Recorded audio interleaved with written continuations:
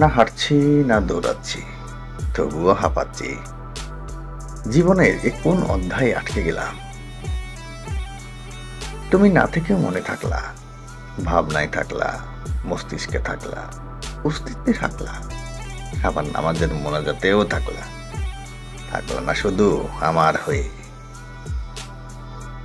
কষ্ট চেপে রাখা মানুষগুলো মৃত ব্যক্তির মতো, কারণ কষ্ট হলেও তারা চিৎকার করে বলতে পারে না যে আমার কষ্ট হচ্ছে। হাতে গোনা কয়েকজন খোঁজ রাখে, বাকি সবাই এমনি পরিচিত। সবকিছু মনে রাখতে হবে, কখন হাসলাম, কখন কাঁদলাম, কখন ব্যর্থ হলাম, কে ঠকালো। দুঃখ নিজের পর্যন্তই নিরাপদ, বাইরে গেলে হাসির খোরাক। আমি একজন অভিশপ্ত মানুষ, আমার সাথে মিশে নিজের জীবন নষ্ট করবেন না। এই শহরের প্রতিটি রাস্তায় এঁকে দিলাম ভালোবাসার চিহ্ন। খুঁজে নিও আমায়, এ ভালোবাসা শুধুই তোমার জন্য। কত নির্লজ্জ হলাম, কত বেহায়া হলাম, কত অবহেলা সহ্য করলাম, শেষ পর্যন্ত আমি তোমারেও হারালাম। বছরের শেষ প্রান্তে তবুও দুঃখ শেষ হয়নি।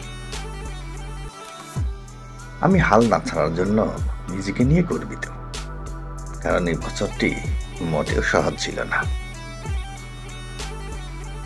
সৌভাগ্যবান তো সেই ব্যক্তি যে সকালে ঘুম থেকে উঠে সবার আগে মায়ের মুখ দেখতে পায়।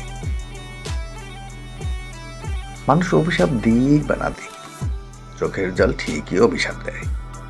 অন্যায়ভাবে কাউকে ঠকানোর প্রতিশোধ একদিন প্রকৃতি ঠিক দিয়ে দেয়। জীবনের সবচেয়ে বড় কঠিন পরীক্ষা হচ্ছে ধৈর্য। সঠিক মুহূর্তের জন্য সব সময় অপেক্ষা করুন। শব্দের পরিবর্তন হয় না, পরিবর্তন হয় বাক্যের।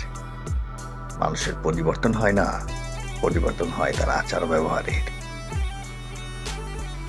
কার সাথে মিশলে বেশি সরল হতে নেই, সরলতায় অসহায়তা স্পষ্ট থাকে। আমি কোনো জিনিস গচ্ছিত রাখি না, তাই হারানোর ভয় আমি চিন্তিত নই।